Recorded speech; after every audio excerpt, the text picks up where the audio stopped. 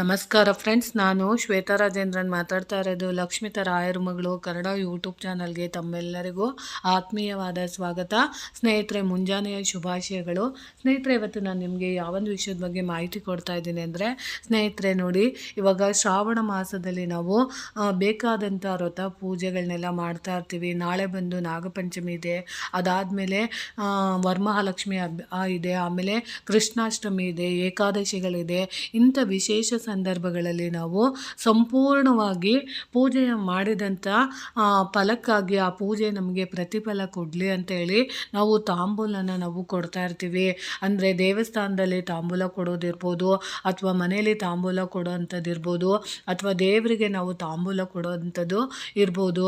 ಈ ರೀತಿಲಿ ನಾವು ಯಾವ ರೀತಿ ತಾಂಬೂಲನ ಕೊಡಬೇಕಾಗುತ್ತೆ ಅನ್ನೋದು, ಮತ್ತು ಅದರಲ್ಲಿ ಯಾವ ವಸ್ತುಗಳನ್ನ ನಾವು ಇಡಬೇಕು ಅನ್ನೋದ್ರ ಬಗ್ಗೆ ನಾನು ನಿಮಗೆ ತಿಳಿಸ್ಕೊಡ್ತೀನಿ ಸ್ನೇಹಿತರೆ. ನೋಡಿ ಸ್ನೇಹಿತರೆ, ಶ್ರಾವಣ ಮಾಸ ಬಂದರೆ ಸಾಲು ಸಾಲು ಹಬ್ಬದ ಸಡಗರ ಮನೆಯಲ್ಲಿ ತುಂಬಿರುತ್ತದೆ. ಆಷಾಢ ಮಾಸದಲ್ಲಿ ಜಡತ್ವ ಅನ್ನೋದು ಮಾಯವಾಗಿ ಮನಸ್ಸಿನಲ್ಲಿ ಏನು ನವ ಉತ್ಸಾಹ ಅನ್ನೋದು ತುಂಬಿ ತೊಳುಕುತ್ತಾ ಇರುತ್ತದೆ. ವ್ರತ ಸಾಲು ಸಾಲಾಗಿ ಬರುವ ಹಬ್ಬಗಳು, ಇವುಗಳಿಂದಾಗಿ ಶ್ರಾವಣ ಮಾಸವೆಂದರೆ ಸಡಗರ ಸಂಭ್ರಮದ ಮಾಸ ಎಂದು ಹೇಳಬಹುದು. ಶ್ರಾವಣ ಮಾಸದಲ್ಲಿ ಮಂಗಳಗೌರಿ ಪೂಜೆ, ನಾಗರ ಪಂಚಮಿ, ಮಹಾಲಕ್ಷ್ಮಿ ಪೂಜೆ, ಹೀಗೆ ಅನೇಕ ಹಬ್ಬಗಳು ಬರುತ್ತವೆ. ಇನ್ನು ಕೆಲ ಮಹಿಳೆಯರು ಶ್ರಾವಣ ಶುಕ್ರವಾರದಂದು ವ್ರತ ಮಾಡಿ ಲಕ್ಷ್ಮೀ ಪೂಜೆ ಮಾಡಿ ಮುತ್ತೈದೆಯರನ್ನು ಅರಿಶಿಣ ಕುಂಕುಮಕ್ಕೆ ಕರೆಯುತ್ತಾರೆ. ಮುತ್ತೈದೆಯರಿಗೆ ಅರಿಶಿಣ ಕುಂಕುಮ ಕೊಡುವುದರಿಂದ ಒಳ್ಳೆಯದಾಗುತ್ತದೆ, ಸಂತಾನ ಬಯಸುವವರಿಗೆ ದಂಪತಿಗಳಿಗೆ ಮಕ್ಕಳಾಗುತ್ತದೆ ಎಂಬ ನಂಬಿಕೆ ಭಕ್ತರಲ್ಲಿ ಇದೆ. ಶ್ರಾವಣ ಮಾಸದ ಪ್ರತಿದಿನವೂ ಪುಣ್ಯ ದಿನವಾಗಿರುವುದರಿಂದ ಶ್ರಾವಣ ಮಾಸದಲ್ಲಿ ಪ್ರತಿದಿನವೂ ಒಂದಲ್ಲ ಒಂದು ವಿಶೇಷಗಳಿಂದ ಕೂಡಿರುತ್ತದೆ. ಈ ದಿನಗಳಲ್ಲಿ ಸುಮಂಗಲಿಯರು ವ್ರತ ಪೂಜೆ ಅಥವಾ ತಮ್ಮನ್ನು ತಾವು ತೊಡಗಿಸಿಕೊಳ್ಳುತ್ತಾರೆ. ಮನೆಯ ಮುಂಭಾಗಲಿಗೆ ಮಾವಿನ ಎಳೆಯ ತೋರಣಗಳಿಂದ ಅಲಂಕರಿಸಿ ಹಬ್ಬದ ಊಟ ಕೂಡ ಅಡುಗೆ ಮಾಡುತ್ತಾರೆ. ದೀರ್ಘ ಸೌಭಾಗ್ಯಕ್ಕಾಗಿ ತಾಂಬೂಲ ಕೊಡುವುದು ವಿಶೇಷವಾಗಿ ನಾವು ಯೋಚನೆ ಮಾಡಬೇಕಾದಂಥ ಒಂದು ಪದ್ಧತಿ. ಶುಕ್ರವಾರ, ಮಂಗಳವಾರ, ಶ್ರಾವಣ ಶನಿವಾರದ ಪೂಜೆ, ಮಂಗಳಗೌರಿ ವ್ರತ, ವರಮಹಾಲಕ್ಷ್ಮಿ ವ್ರತ, ಹೀಗೆ ಅನೇಕ ಹಬ್ಬಗಳನ್ನು ಆಚರಿಸಲಾಗುತ್ತದೆ.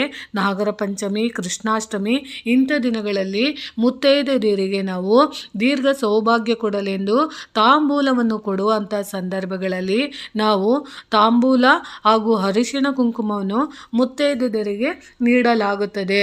ತಾಂಬೂಲದಲ್ಲಿ ಏನನ್ನು ನೀಡಲಾಗುತ್ತದೆ ಅಂದರೆ ಸ್ನೇಹಿತರೆ, ವಿಶೇಷವಾಗಿ ನಾಳೆ ದಿನ ಅಥವಾ ವರಮಹಾಲಕ್ಷ್ಮಿ ಹಬ್ಬದ ದಿನ, ಕೃಷ್ಣಾಷ್ಟಮಿ ದಿನ, ಶುಕ್ರವಾರ ಇರ್ಬೋದು, ಮಂಗಳವಾರ ಇರ್ಬೋದು, ಈ ಯಾವುದೇ ಒಂದು ಮಾಸದಲ್ಲಿ ನೀವು ತಾಂಬೂಲನ ಕೊಡಬೇಕಾದಂಥ ಸಂದರ್ಭದಲ್ಲಿ ಅದ್ರ ಒಳಗಡೆ ಇರಬೇಕಾದಂಥ ವಸ್ತುಗಳು ಯಾವುವೆಂದರೆ, ನೋಡಿ, ತಾಂಬೂಲ ನೀಡುವಾಗ ಅರಿಶಿಣ ಇರಬೇಕು, ಕುಂಕುಮ ಇರಬೇಕು, ಹಣ್ಣು ಇರಬೇಕು, ಹೂವು ಇರಬೇಕು, ಎಲೆ, ಅಡಿಕೆ, ಆಮೇಲೆ ಕಡಲೆಕಾಳು ಇಟ್ಟು ನೀಡಲಾಗುವುದು. ಕಡಲೆಕಾಳನ್ನು ಯಾಕೆ ಇಡಬೇಕು ಅಂದರೆ ಸ್ನೇಹಿತರೆ, ಯಾವಾಗಲೂ ಅಷ್ಟೇ ಬೇಳೆಗಳನ್ನ ನಾವು ಮುತ್ತೈದೆಯರಿಗೆ ಕೊಡೋದ್ರಿಂದ ನಮ್ಮ ಮನೆಯಲ್ಲಿ ಧನಧಾನ್ಯಕ್ಕೆ ಕೊರತೆ ಆಗೋದಿಲ್ಲ, ಆಹಾರಕ್ಕೆ ಕೊರತೆ ಆಗೋದಿಲ್ಲ.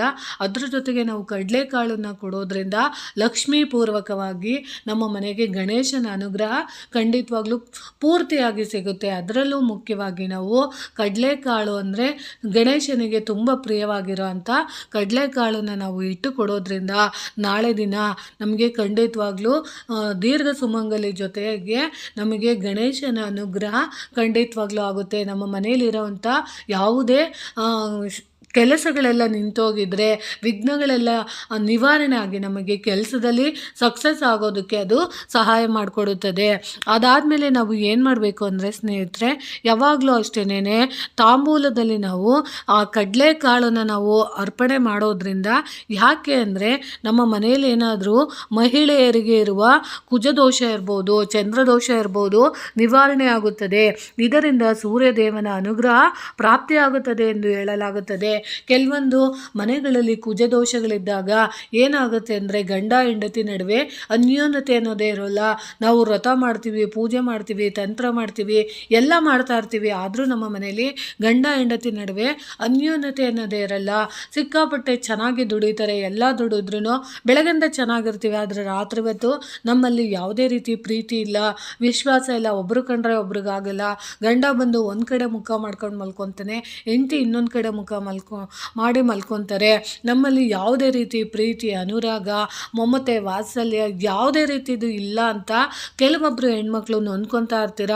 ಅಂಥದ್ದು ದೋಷಗಳೆಲ್ಲ ಹೋಗಬೇಕು ಅಂದರೆ ನೀವು ಈ ಶ್ರಾವಣ ಮಾಸದಲ್ಲಿ ತಾಂಬೂಲ ಕೊಡೋವಂಥ ಪದ್ಧತಿಲಿ ಖಂಡಿತವಾಗ್ಲೂ ಎಲೆ, ಅಡಿಕೆ, ಹೂವು, ಹಣ್ಣು ಎಲ್ಲ ನೀಡೋದ್ರ ಜೊತೆಗೆ ಸ್ವಲ್ಪ ನೀವು ಕಡಲೆಕಾಳನ್ನು ಸಹ ದಾನವಾಗಿ ಕೊಡಿ. ಯಾಕೆ ಅಂದರೆ ಈ ರೀತಿ ನೀವು ದಾನಗಳಾಗಿ ಕಡಲೆಕಾಳನ್ನು ಕೊಟ್ಟಿದ್ದೆ ಆದರೆ ಖಂಡಿತವಾಗ್ಲೂ ನಿಮ್ಮಲ್ಲಿರೋಂಥ ಕುಜದೋಷಗಳು ಹೋಗಿ ಅದರಲ್ಲೂ ನಿಮಗೆ ಅನುಕೂಲ ಮಾಡಿಕೊಡುತ್ತೆ. ಗಂಡ ಹೆಂಡತಿಯ ಪ್ರೀತಿ ಅನ್ಯೋನ್ಯವಾಗಿ ಇರೋದಕ್ಕೆ ಇದು ಸಹಾಯ ಮಾಡುತ್ತೆ. ಅದರಲ್ಲೂ ಮುಖ್ಯವಾಗಿ ನಿಮಗೆ ಚಂದ್ರದೋಷ ನಿವಾರಣೆ ಆಗಬೇಕು ಅಂದರೂ ಕೂಡ ನಾವು ಕಡಲೆಕಾಳನ್ನ ದಾನವಾಗಿ ಕೊಡಬೇಕಾಗುತ್ತೆ. ಯಾಕೆ ಅಂದರೆ ಸ್ನೇಹಿತರೆ, ಚಂದ್ರದೋಷ ಇದ್ದಾಗ ಮಕ್ಕಳಲ್ಲಿ ಹೊಂದಾಣಿಕೆ ಇರೋದಿಲ್ಲ. ಯಾಕಂದರೆ ತಾಯಿ ಮಕ್ಕಳು ಒಂದೇ ಮನೆಯಲ್ಲಿದ್ರೂ ಕೆಲವೊಂದು ಮಕ್ಕಳಲ್ಲಿ ತಂದೆ ತಾಯಿ ಮಾತಾಡ್ತಾ ಇರೋಲ್ಲ. ಅಪ್ಪ ಒಂದು ಕಡೆ ಇದ್ದರೆ ಮಗ ಇನ್ನೊಂದು ಕಡೆ ಇರ್ತಾನೆ, ಮಗಳು ಕಂಡ್ರೆ ತಾಯಿಗೆ ಆಗ್ತಾ ಇರಲ್ಲ. ಈ ರೀತಿ ನೀವು ಒಂದೇ ಕುಟುಂಬದಲ್ಲಿದ್ರೂ ನಾವು ಅನ್ಯೋನ್ಯತೆಯಿಂದ ಇರೋಕ್ಕಾಗ್ತಿಲ್ಲ ಅಂತ ಬಯಸೋ ಅಂಥವ್ರು ಖಂಡಿತವಾಗ್ಲೂ ನಾಳೆ ದಿನ ತಾಂಬೂಲ ಕೊಡೋ ಅಂಥ ಸಂದರ್ಭಗಳಲ್ಲಿ ಖಂಡಿತವಾಗ್ಲೂ ನೀವು ಸ್ವಲ್ಪ ಕಡಲೆಕಾಳನ್ನು ಇಟ್ಟು ನೀವು ತಾಂಬೂಲನ ಕೊಡಿ. ಅದ್ರ ಜೊತೆಗೆ ನೀವು ಸ್ವಲ್ಪ ನೀವು ಹೆಸರು ಕಾಳನ್ನು ಕೊಡೋದ್ರಿಂದನೂ ಅಷ್ಟೇ ನಮ್ಮ ಮನೆಯಲ್ಲಿ ಹಣಕ್ಕೆ ಕೊರತೆ ಇದ್ದರೆ ಆ ಹಣದ ಕೊರತೆ ನಿವಾರಣೆ ಆಗೋದಕ್ಕೆ ಹೆಸರು ಕಾಳು ನಮಗೆ ಸಹಾಯ ಮಾಡುತ್ತೆ. ಶತ್ರುಗಳ ಕಾಟಗಳಿದ್ದರೆ ಅದೆಲ್ಲ ನಿವಾರಣೆ ಆಗುತ್ತೆ. ಯಾರಾದರೂ ನಮಗೆ ಮಾಟ ಮಂತ್ರಗಳನ್ನ ಮಾಡಿಸಿ ನಮ್ಮ ಮನೆಯಲ್ಲಿ ನಮ್ಮನ್ನು ನೋಡಿ ಆಡ್ಕೊತಾ ಇದ್ದರೆ ಅಂಥವ್ರ ಎದುರಿಗೆ ನಾವು ಬಾಳಿ ಬದುಕಿ ನಮ್ಮ ಮನೆಯಲ್ಲಿ ನಾವು ಅಭಿವೃದ್ಧಿ ಆಗಬೇಕು ಅಂದಾಗ ಸ್ವಲ್ಪ ತಾಂಬೂಲದ ಜೊತೆ ಹೆಸರು ಕಾಳನ್ನು ಸಹ ನೀವು ದಾನವಾಗಿ ಕೊಡಿ. ಅದ್ರ ಜೊತೆಗೆ ನೀವು ಏನು ಮಾಡಬೇಕು ಅಂದರೆ ಸ್ನೇಹಿತರೆ, ಅದರಲ್ಲೂ ಮುಖ್ಯವಾಗಿ ನಾಳೆ ದಿನ ಒಂದು ಸ್ವಲ್ಪ ತೊಗರಿ ಬೇಳೆನ ನೀವು ಇಟ್ಟು ಕೊಡೋದ್ರಿಂದ ಖಂಡಿತವಾಗ್ಲೂ ನಿಮಗೆ ಅದ್ರ ಜೊತೆಗೆ ತೊಗರಿಬೇಳೆ ಯಾಕೆ ಕೊಡಬೇಕು ಅಂದರೆ ಮಂಗಳ ಕಾರ್ಯಗಳು ನಮ್ಮ ಮನೆಯಲ್ಲಿ ನೆರವೇರಬೇಕು, ಮರಣ ಭಯಗಳಿದ್ದರೆ ಹೋಗಬೇಕು. ಅದರಲ್ಲೂ ನಮ್ಮ ಮನೆಯಲ್ಲಿ ಪಿತೃದೋಷಗಳಿದ್ದರೆ, ಋಣಾತ್ಮಕ ಬಾಧೆಗಳಿದ್ದರೆ ಅಥವಾ ನಿಮಗೆ ನರಸಿಂಹದೇವರ ಅನುಗ್ರಹ ನಮ್ಮ ಮನೆಯಲ್ಲಿ ಸದಾ ಆಗಬೇಕು, ವಿಷ್ಣು ಮತ್ತು ಮಹಾಲಕ್ಷ್ಮಿ ಸಾನ್ನಿಧ್ಯ ನಮ್ಮ ಮನೆಯಲ್ಲಿ ಯಾವಾಗಲೂ ಉಳ್ಕೊಬೇಕು ಅನ್ನುವಾಗ ನೀವು ಕೊಡೋವಂಥ ತಾಂಬೂಲದ ಜೊತೆಯಲ್ಲಿ ಸ್ವಲ್ಪ ತೊಗರಿಬೇಳೆ ಕೂಡ ನೀವು ಸೇರಿಸಿ ಕೊಡೋವಂಥ ಅಭ್ಯಾಸನ ಮಾಡ್ಕೊಳ್ಳಿ. ಯಾಕೆ ಹೇಳ್ತಾ ಇದ್ದೀನಿ ಅಂದರೆ ಸ್ನೇಹಿತರೆ, ನಾಳೆ ವಿಶೇಷವಾಗಿ ನಾಗರ ಪಂಚಮಿ ಇದೆ. ಆ ನಾಗರ ಪಂಚಮಿ ದಿನದಲ್ಲಿ ನೀವು ಇಡೀ ನಾಗಕುಲಕ್ಕೆ ವಿಶೇಷವಾದ ಪೂಜಾ ಸಿದ್ಧತೆಗಳನ್ನ ಮಾಡಿ, ಅಲಂಕಾರ ಮಾಡಿ, ಅಭಿಷೇಕ ಮಾಡಿ ಎಲ್ಲ ಮಾಡಿರ್ತೀರ. ಅಂಥ ಸಂದರ್ಭಗಳಲ್ಲಿ ನಾಗಸರ್ಪಗಳು ಸಂಚಾರ ಮಾಡೋ ಅಂಥ ಹೊತ್ತಿನಲ್ಲಿ ಉತ್ತದಗಳ ಎದುರಿಗೆ ಅಥವಾ ನಾಗರ ಕಲ್ಲುಗಳ ಪ್ರತಿಮೆಗಳ ಎದುರಿಗೆ ನೀವು ತಮ್ಮ ಸೌಭಾಗ್ಯ ಅಂದರೆ ದೀರ್ಘ ಸುಮಂಗಲಿ ಭವದ ಸೌಭಾಗ್ಯಕ್ಕೋಸ್ಕರ ನಾವು ನಾಳೆ ದಿನ ಕೊಡುವಂಥ ತಾಂಬೂಲಕ್ಕೆ ವಿಶೇಷವಾದ ಮನ್ನಣೆ ಇರುತ್ತದೆ. ನಾಗದೋಷಗಳೆಲ್ಲ ಹೋಗಿ ನಮ್ಮ ಕುಲನ ಉದ್ಧಾರ ಮಾಡುವಂಥ ನಾಗದೇವತೆಗಳ ಆಶೀರ್ವಾದ ನಮಗೆ ಸಿಕ್ಕಬೇಕು ಅಂದರೆ ಮನೆಯಲ್ಲಿ ನೀವು ತಾಂಬೂಲ ಕೊಡೋದಕ್ಕಿಂತ ಮುಖ್ಯವಾಗಿ ದೇವಸ್ಥಾನಗಳಲ್ಲಿ ಹೆಚ್ಚೆಚ್ಚು ನಾವು ತಾಂಬೂಲನ ದಾನ ಮಾಡೋದ್ರಿಂದ ಖಂಡಿತವಾಗ್ಲೂ ನಮ್ಮ ಮನೆಯಲ್ಲಿ ಅಭಿವೃದ್ಧಿ ಆಗುತ್ತೆ, ಆರೋಗ್ಯ ಸಮಸ್ಯೆಗಳ ನಿವಾರಣೆ ಆಗುತ್ತೆ, ಆಮೇಲೆ ನಮ್ಮ ಮನೆಯಲ್ಲಿ ಶುಭ ಕಾರ್ಯಗಳು ನೆರವೇರೋದಕ್ಕೆ ಸಹಾಯ ಮಾಡುತ್ತೆ. ಯಾಕೆ ಮಾತನ್ನು ಹೇಳ್ತೀನಿ ಅಂದರೆ ಸ್ನೇಹಿತರೆ, ನಾವು ಮನೆಗಳಲ್ಲಿ ಮಾಡೋಂಥ ಸಂದರ್ಭಗಳಲ್ಲಿ ಏನು ಮಾಡ್ತೀವಿ ಅಂದರೆ ನಮಗೆ ಇಷ್ಟವಾದಂಥ ವ್ಯಕ್ತಿನ ಮಾತ್ರ ನಾವು ಕರೆದು ಅವರನ್ನು ನಾವು ತೃಪ್ತಿಪಡಿಸೋಂಥದ್ದನ್ನ ಖಂಡಿತವಾಗ್ಲೂ ಮಾಡ್ತಾ ಇರ್ತೀವಿ. ಯಾವಾಗಲೂ ಅಷ್ಟೇ ನಾವು ಒಂದು ತಾಂಬೂಲನ ನೀಡಬೇಕು ಅಂದರೆ ನಾವು ನಮ್ಮ ಮನೆಗೆ ಇರೋರಿಗೆ, ನಮ್ಮ ಮನೆಯಲ್ಲಿರೋ ಸದಸ್ಯರಿಗೆ ಅಥವಾ ನಮ್ಮ ಫ್ರೆಂಡ್ಸ್ಗಳಿಗೆ ನಾವು ಕೊಟ್ಕೊಂಡು ಹೋದರೆ ಖಂಡಿತವಾಗ್ಲೂ ನಮ್ಮ ಮನೆಯಲ್ಲಿರೋಂಥ ಕರ್ಮಗಳು ಅರಿಯೋದಿಲ್ಲ.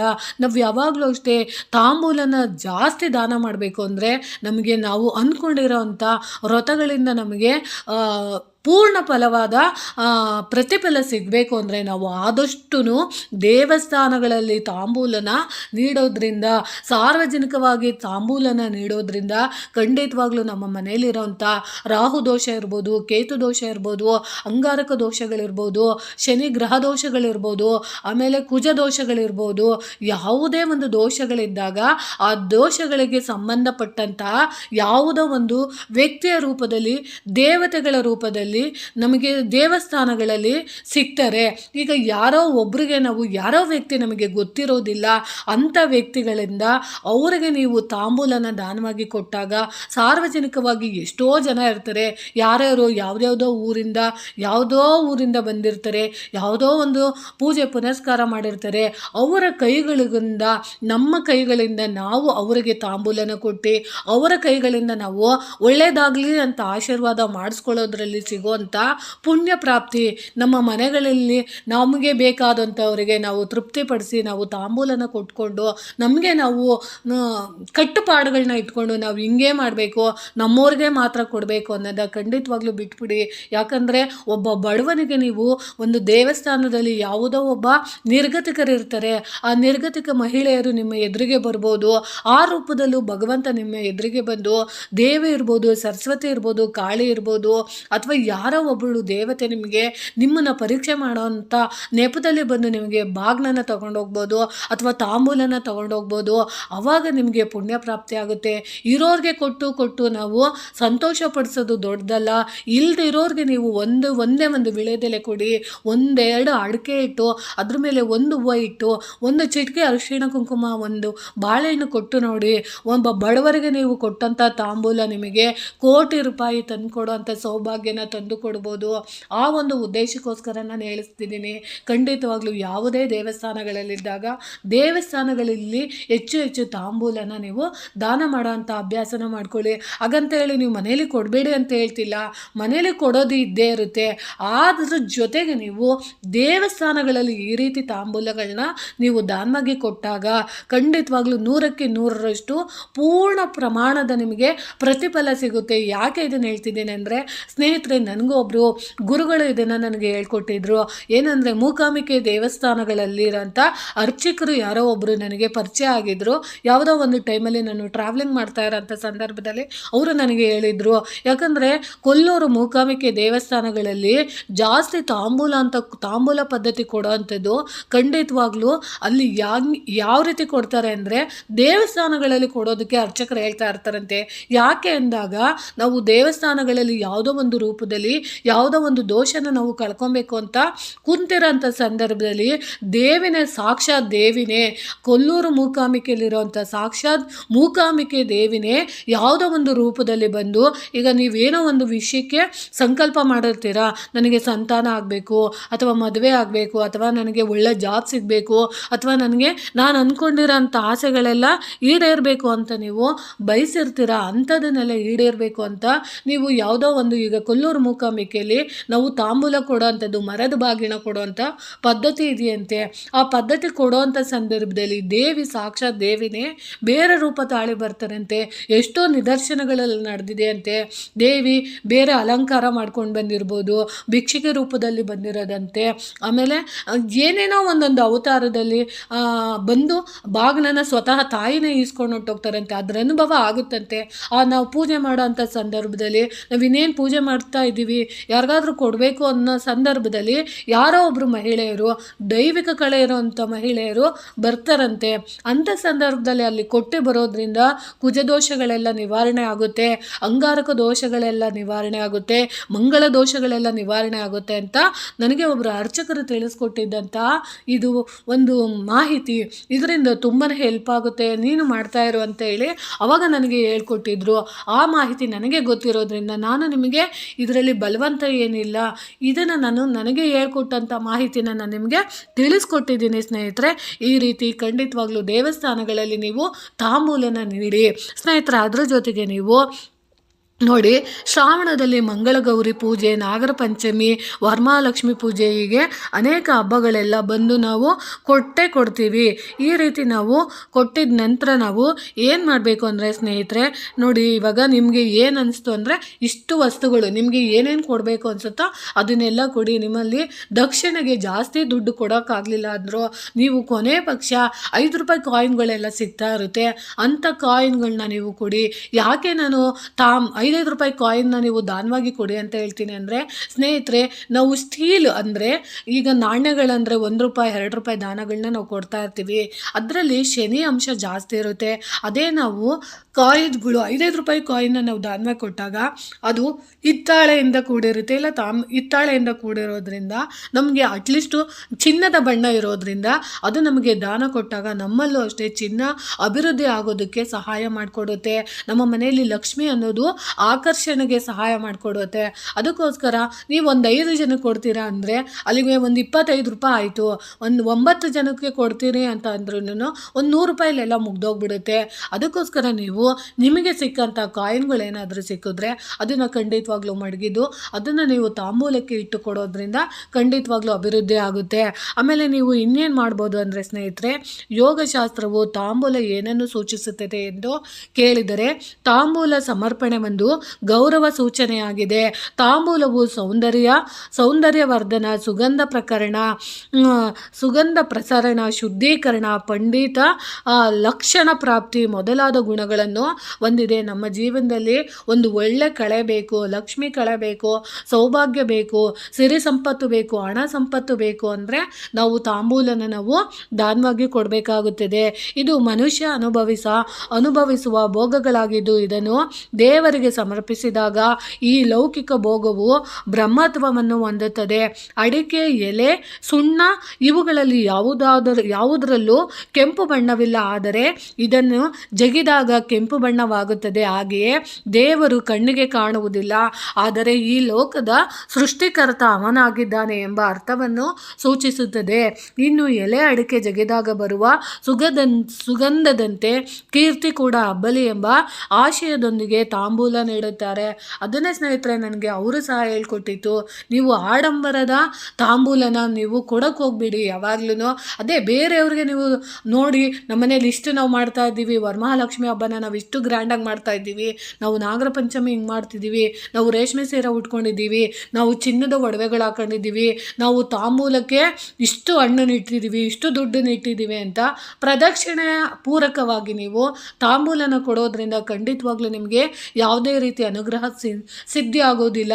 ನೀವು ಅಂದ್ಕೊಂಡಿರ್ಬೋದು ಈ ಜನ್ಮದಲ್ಲಿ ನಮಗೇನಿದೆ, ನಾವೆಲ್ಲ ಇದೆ, ನಮಗೆ ಹಣ ಇದೆ, ಕಾರ್ ಇದೆ, ಬಂಗ್ಲೆ ಇದೆ, ಎಲ್ಲ ಇದೆ, ನಮಗೇನು ಸುಮ್ಮನೆ ನಾವು ಕೊಡಬೇಕು ಅನ್ನೋ ಉದ್ದೇಶಕ್ಕೋಸ್ಕರ ನೀವು ತಾಂಬೂಲನ ನೀವು ಈ ಜನ್ಮದಲ್ಲಿ ನೀವು ಕೊಡ್ಬೋದು.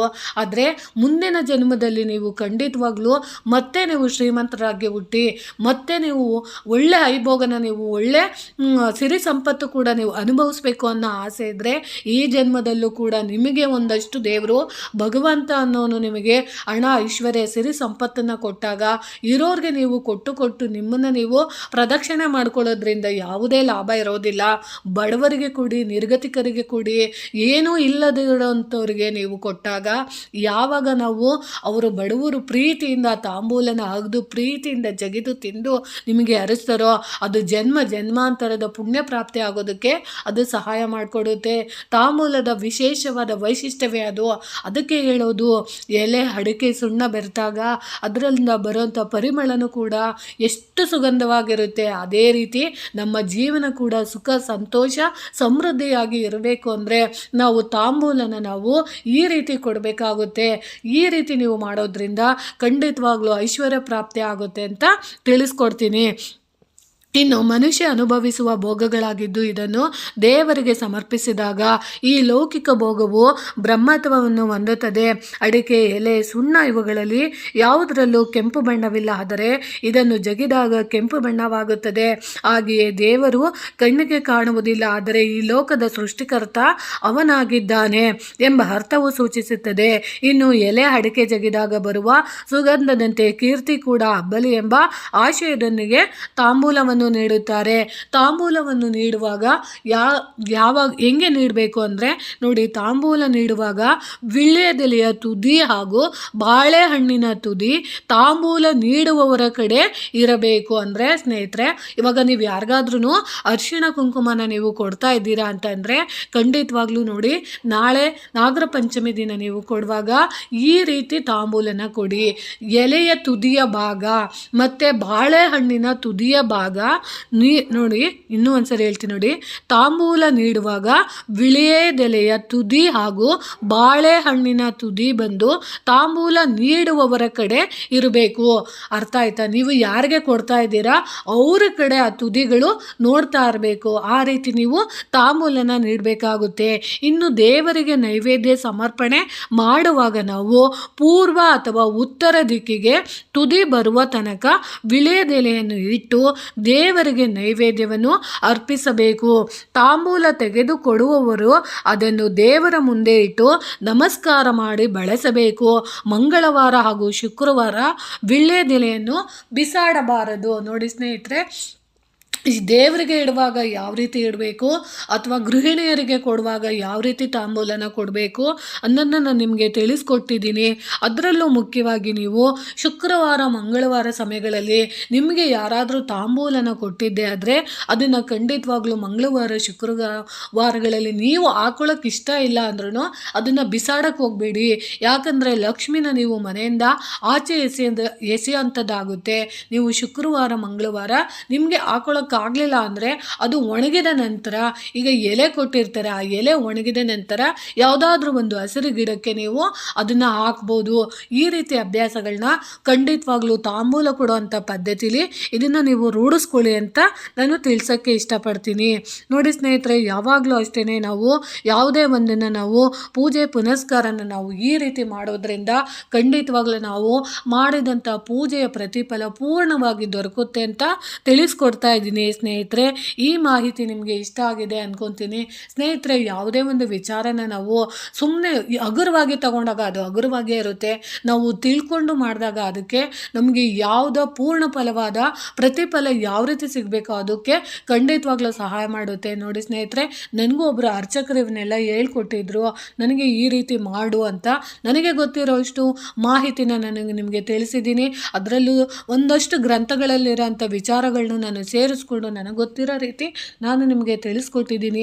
ಇದರಲ್ಲಿ ಯಾವುದು ನಿಮಗೆ ಸರಿ ಅನಿಸುತ್ತೋ ಅದನ್ನು ಖಂಡಿತವಾಗ್ಲೂ ಮಾಡಿ. ಯಾಕಂದರೆ ನಾವು ಹೇಳೋದು ನಮ್ಮ ಕರ್ತವ್ಯ ಆಗಿರುತ್ತೆ, ರೂಢಿಸ್ಕೊಳ್ಳೋದು ನಿಮಗೆ ಬಿಟ್ಟಿದ್ದು. ಸ್ನೇಹಿತರೆ, ಈ ಮಾಹಿತಿ ನಿಮಗೆ ಇಷ್ಟ ಆಗಿದ್ದರೆ ದಯವಿಟ್ಟು ನನ್ನ ಚಾನಲ್ನ ಸಬ್ಸ್ಕ್ರೈಬ್ ಮಾಡ್ಕೊಂಡು ನೋಡಿ, ಹೆಚ್ಚೆಚ್ಚು ವಿಡಿಯೋನ ಶೇರ್ ಮಾಡಿ ಮತ್ತು ಲೈಕ್ ಮಾಡಿ. ಹೊಸದಾಗಿ ಯಾರಾದರೂ ನೋಡ್ತಿದ್ರೆ ದಯವಿಟ್ಟು ಸಬ್ಸ್ಕ್ರೈಬ್ ಮಾಡ್ಕೊಂಡು ನೋಡಿ ಅಂತ ತಿಳಿಸ್ತೀನಿ. ಪ್ರೀತಿಯ ಧನ್ಯವಾದಗಳು ಸ್ನೇಹಿತರೆ.